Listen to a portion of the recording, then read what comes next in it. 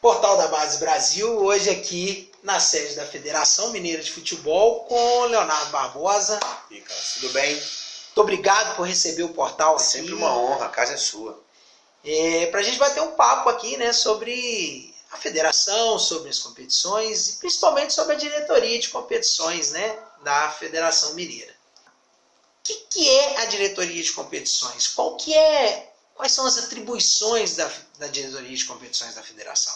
Bom, Carlos, essa é uma pergunta até muito interessante, muito importante, porque é engraçado, quando a gente fala assim, diretoria de competições, as pessoas acham e têm a falsa ideia, de que a diretoria de competições é responsável simplesmente por fazer a tabela dos jogos, decidir quem que vai jogar em qual dia, e não é isso, né? A diretoria de competições, ela é responsável pela organização integral do campeonato. Então, toda a organização do campeonato passa pela diretoria de competições. Desde o regulamento, a tabela, a relacionamento com patrocinador, com emissora detentora de direito de televisão, departamento de escalas, de arbitragem, tudo passa e sai da diretoria de competições. Então a gente é o responsável por organizar o campeonato, desde a parte das normas, do regulamento, até o jogo mesmo, para fazer a bola rolar no gramado. Ou seja, todo um planejamento para o último momento, que é na hora da bola rolando. Sim, a bola rolando é a cereja do bolo.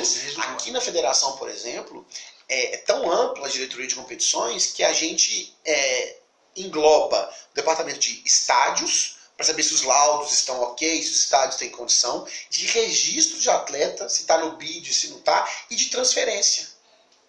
Então, tudo isso faz parte do departamento de competições. Então, o atleta no BID, não está, foi transferido, registrou o contrato, não registrou, o estádio tem laudo, não tem, isso tudo é coordenado pela diretoria de competições. Bacana.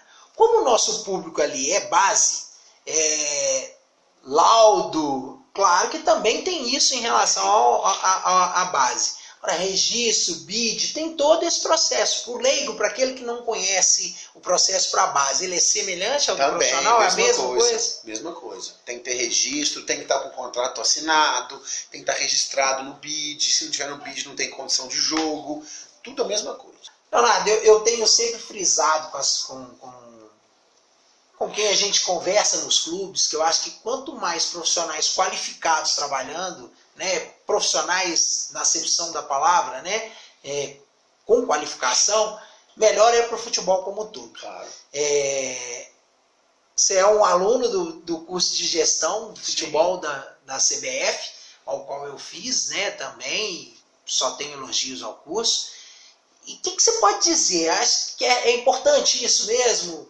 Quanto mais pessoas qualificadas trabalhando no meio, melhor é para o futebol? Não tenho dúvida. Eu acho que qualificação profissional é importante em qualquer ramo que a gente for trabalhar, né? Então, assim, eu sou advogado, então eu durante muito tempo me qualifiquei na advocacia. Eu tenho pós-graduação, tenho mestrado, dei aula há muito tempo.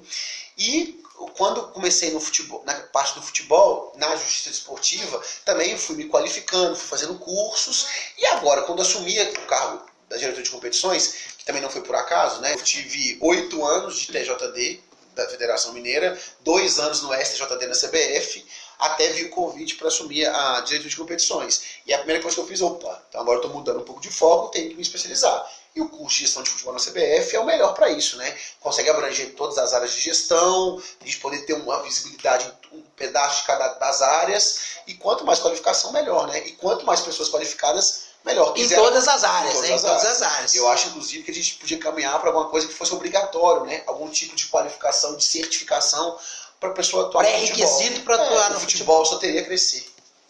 Quem sabe, num futuro próximo, a gente consiga fazer isso, né? Leonardo, pensando em relação à base, quais são os campeonatos que a Federação Mineira hoje tem a gerência dos campeonatos de base? Bom, a federação ela tem a base como realmente uma das questões mais importantes da federação, porque é a formação do atleta, é onde ele vai surgir para poder chegar no profissional. Então a gente não tem como falar em futebol profissional sem a categoria de base.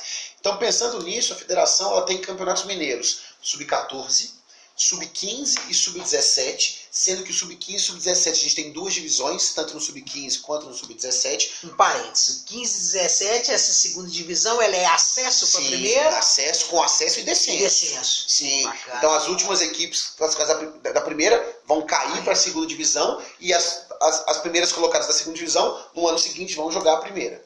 A gente tem também o sub-20, então a gente tem sub-14, sub-15, sub-17, sub-20 e a Taça BH, que é a maior competição de sub-17 do Brasil hoje, na atualidade. Muito bacana. Então, falando também então sobre... eu tenho uma dúvida, e talvez seja a dúvida dos nossos seguidores, a tabela do sub-15 e sub-17 ela é a mesma. Sim. Os jogos... Sim. A federação também ela tem que pensar nos clubes de categoria de base, na questão da logística e do custo também do campeonato, que a gente sabe que não é barato. Então, o sub-15 e o sub-17, a gente funciona como rodada dupla.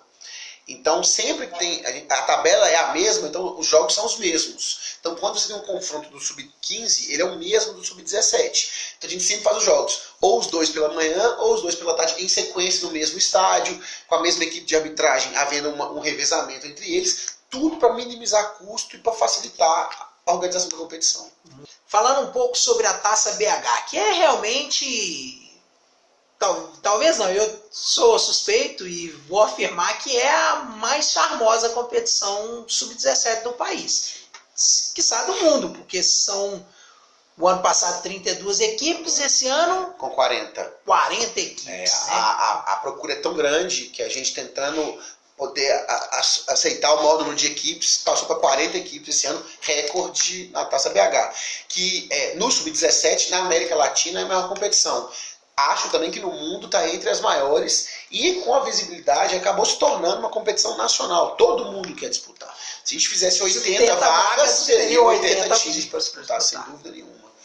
Assim, o que a Copa São Paulo é para o sub-20, a Taça BH é para o sub-17, sem dúvida nenhuma. Muito legal. Já temos então 40 equipes, temos...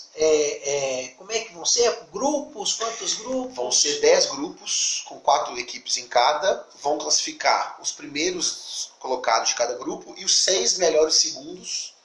Então vamos lá.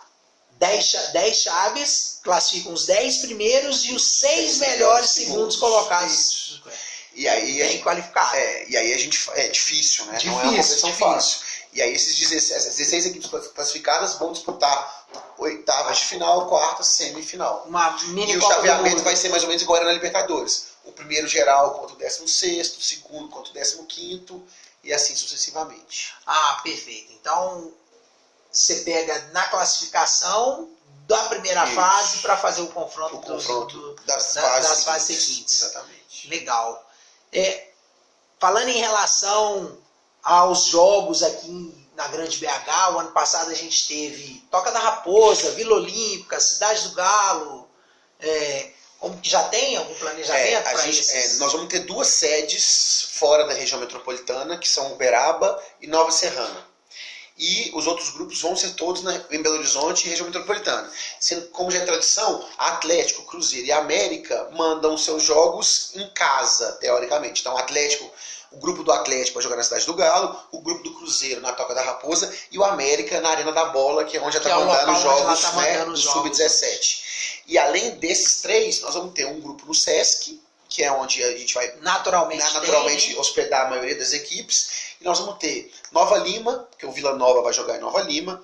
Nós vamos ter Sete Lagoas, Arena do Jacaré. Vamos ter Ibirité, que o América Teófilo está mandando jogos lá. Nós vamos ter jogos em Ibirité.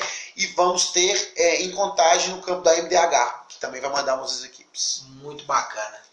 Bom, então tem uma competição aí do dia 17. Do dia 17 ao dia 31 de julho, logo depois da Copa. Ou seja, acabou a Copa, começa outra Copa, a Copa dos meninos. Exatamente. Depois a Copa do Mundo do Sub-17. Mas a primeira rodada, a primeira fase, vai ter jogos no dia 17, 19 e 21 de julho. Tá, um intervalo de um dia para as fases, entre as fases. A gente, inclusive, botou no dia 17, porque como dia 15 é a final da Copa, a nossa ideia era começar a competição no dia 15. Só que com o final da Copa, a gente até por causa do deslocamento das equipes. E se Deus quiser o Brasil na final, se Deus então, quiser, exatamente. Essa é a esperança de todos. O primeiro jogo vai ser no dia 17, que as equipes conseguem se deslocar no dia 16 para jogar a primeira rodada no dia 17. Bom, é sempre um prazer bater um papo com pessoas que a gente, além de admirar como profissionais, a gente acaba criando um vínculo de amizade. Então a gente agradece muito, o portal fica muito satisfeito de ser recebido aqui na federação. Ó, a federação, o portal é um amigo e parceiro da federação, vocês têm portas abertas, o que vocês precisarem podem contar com a gente. É um prazer. Obrigado. Valeu, um abraço.